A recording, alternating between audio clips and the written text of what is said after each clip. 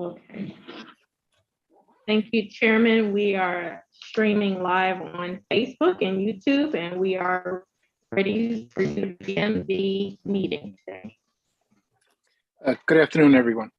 Welcome to the meeting of the Administrative Operations Committee of the Public Building Commission of Chicago being held today, Tuesday, April 19, 2022 at 2 p.m. Today's meeting is being live streamed. Director Sanchez, please call the roll. Thank you, Chairman Maldonado. Chairman Maldonado. Present. Commissioner Randall. Here. Commissioner Camargo. Here. Chairman Maldonado, we have a quorum. Thank you, Director Sanchez. First item on the agenda is approval of the minutes from the meeting held February 8, 2022. Move to Is there a approve. motion? Second. Motion approved. Next item on the agenda is public participation in accordance with the Open Meetings Act. Registered speakers will be allowed 2 minutes to provide comments. Chairman, we have no registered speakers this month. Thank you. Next item on the agenda is report by Chief of Staff Lori Lipson. Good afternoon, all. I have 3 reports today.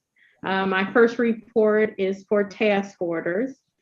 This month we have 7. 3 are for surveying services and 4 are for environmental rental demo. The first one is for Engine Company 62. We have surveying services to Landmark Engineering in the amount of $19,200. My second one is for Lee Animal Care and Control, surveying services for Weaver Consultants Group North Central in the amount of $13,400. My last surveyor is for Engine Company 60 for Renovations for Weaver Consultants Group North Central in the amount of $13,100. Moving on to our environmental rental demo, we have Engine Company 68 Verde 2 Environmental Services, which is an MBE WBE firm, in the amount of $47,058. The same for Engine Company 86, again, Verde MBE WBE, $46,098. And Engine Company 89, again, Verde 2 MBE WBE in the amount of $49,554. We have one last one, which is Engine Company 106, which is District 2 Renovations to Verde MBE WBE firm in the amount of $49,554. As you can see, some of these projects relate to our AIS portfolio, which we're moving right ahead with. With that being said, we have a few appointments that we're recommending this month. The first one is for the Persian Road building upgrade at Center, East, West, which includes the tunnel work located at 39th and Persian Road. We are recommending for CM at Risk Services to All Construction Group, which is a Hispanic-owned MBE firm. We have looked at their response to the RFP. We looked at their technical competence, their project approach and methodology, of course, their price, their past MBE, WBE participation, their key staff. One thing Commissioner Sachs wants to make sure, we looked at their financial capacity and bonding capacity and their references. And so with that said, the group, which included AIS, concluded that All Group would be the best firm to conduct those CM services at risk. The next one, which is 3 separate projects as well. Our Juvenile Intervention and Support Center on 39th in California, we are recommending Henry Brothers. Henry Brothers has done 4 previous projects with us. which include Edgebrook. They were part of the SIP group, Rickover and Rogers, and we're recommending them for CM services as well. In your packet, you have full descriptions of the project, including their fee, which is included in your packets. My next group of projects includes the North Park Village. This includes the gymnastics building, the administration building, and they have a chapel on that campus on 5800 North Pulaski, almost out of the city. It's a great campus. And again, we are recommending all construction group for the same reasons I outlined before. And I forgot to mention that both these firms walked all the project sites with us as well. So we're confident that they would be successful. The one thing I do want to point out about all construction group, they've been on 4 of our previous projects, which includes our award-winning Hancock project. And they have always been a joint venture partner. This will be their first standalone project, and we're confident and we're excited that this MBE firm has that opportunity. And our last project is for Lakeview Health Center on Clark Street, and we're recommending Henry Brothers for this project as well. Again, both firms did a walkthrough, and we're excited about these AIS projects that we undertook in, I want to say October, November, for your consideration. And that concludes my report. Thank you, Ms. Lipson.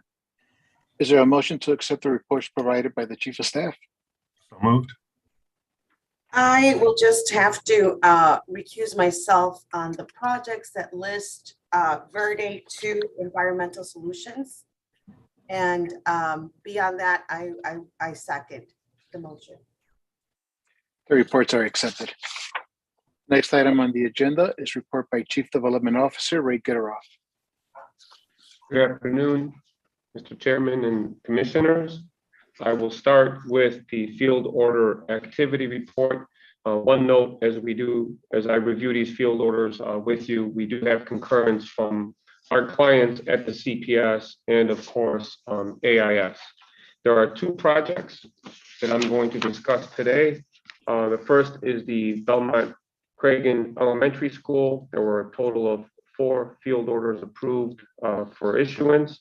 One of them I'm going to discuss today that exceeds our reporting threshold. It is field order number 13 in the estimated amount of $75,003.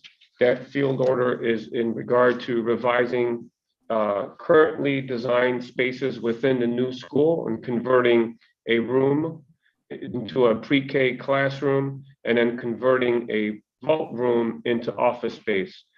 This will enhance school programming and operations. The next project is the new South Dome facility that we recently completed. 3 total field orders that we issued with AIS's concurrence and partnership. 2 of them exceed our reporting threshold. The first one that I'm going to discuss is field order number 4 in the estimated amount of $75,651.24. This is all related to infrastructure revisions required by DWM. During planning and design, our engineer of record, HBK, was provided survey information by DWM. During the work, we discovered that the infrastructure and locations weren't at the locations identified in the survey that was provided to HBK, therefore requiring revisions to the infrastructure, connections, and locations.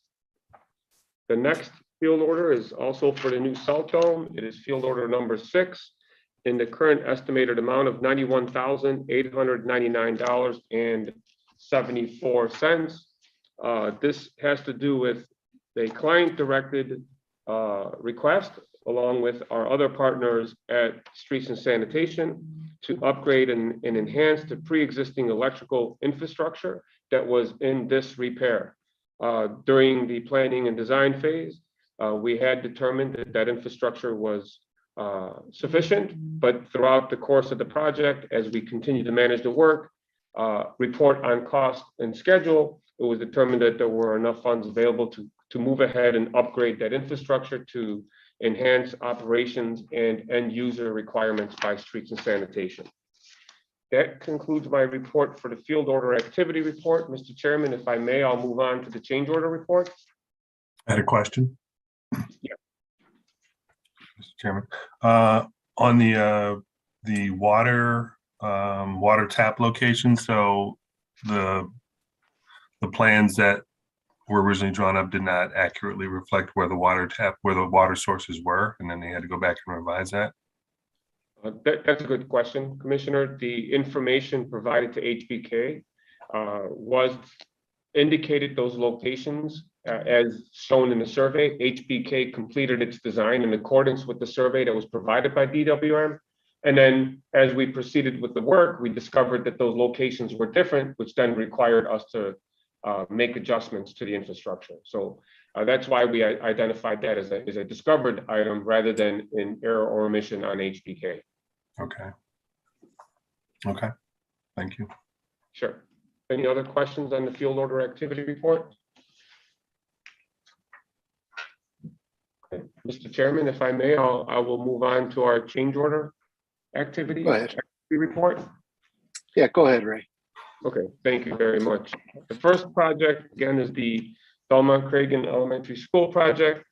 This is a final change order amount of $45,816.09. This is to upgrade the existing electrical service at that existing Reese Park Fieldhouse. As you may remember, this project includes a new school that we designed and we're building on behalf of our client, the Chicago Public Schools, that's adjacent to an existing field house that's operated and maintained by the Park District. As we commenced with the work, both Park District and CPS have been great partners on this project and very patient with all of the different items that are occurring out there. Park District had requested that we upgrade the electrical service from 800 amps to 1200 amps to accommodate additional heating equipment for future renovations that are going to be advanced by the Park District.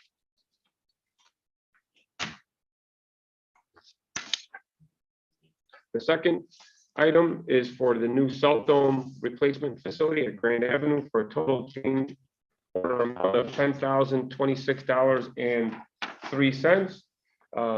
This is also an item that was discovered, whereas the contractor is required to expose existing sewer structures that are within the ward yard that are adjacent to or downhill from where we built the salt dome, perform televising, and then complete the work. During the specified French drain work that was included in the contractor's contract, those connections at the sewer line to the elevations varied from the contract documents, very similar to the survey information that we had obtained from the Department of Water.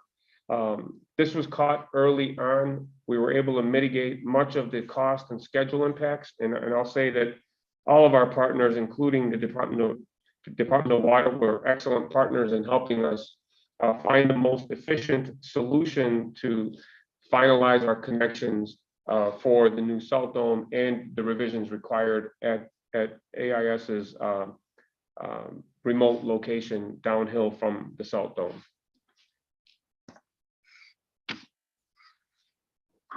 The last change order is for the Legler Regional Library renovations. I'll talk a little bit about this one. The final change order amount was negotiated. It's $134,674.46. The contractor's initial proposed amount was just over $245,000. This included revisions to the time of completion requirements, specifically the substantial completion date, as noted in the NTP, was July 3rd of 2020. During that year, that was revised to October 2nd of 2020. In addition to that, the project included a separate milestone for the balance of some of the renovation work. And that original milestone date was August 28th, 2020. That was revised to November 19th, 2020. And I know that Commissioner Maldonado remembers this, but there were several impacts at this project, notably in the heat of or during the middle of the COVID-19 pandemic.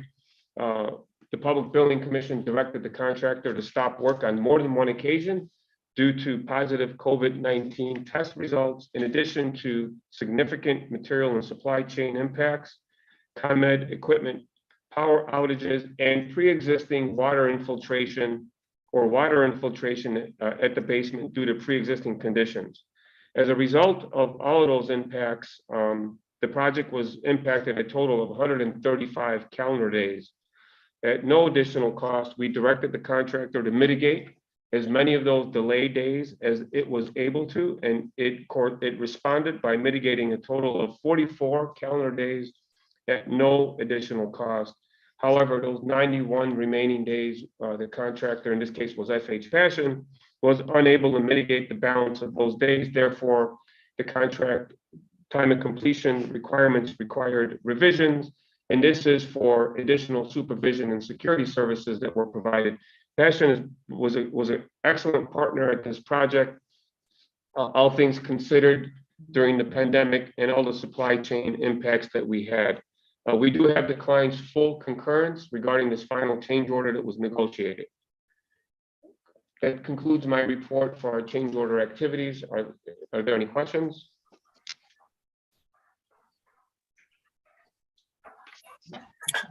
Move to accept the report. Second. Chairman Maldonado, sorry, you were on mute. And then I made it. I'm so sorry. Okay, so where were we? Again, is there a motion to accept the reports provided by the Chief Development Officer? So moved. Second. The reports are accepted. Consideration of approval to convene an executive session under the Open Meetings Act to discuss employment matters under ILCS 120/2 subsection C of the Open Meetings Act. Is there a motion? Oh, so moved, Mr. Chairman. Second. Motion approved. Okay, so we will go into executive session. Commissioners, please go to your second link and we'll meet you there.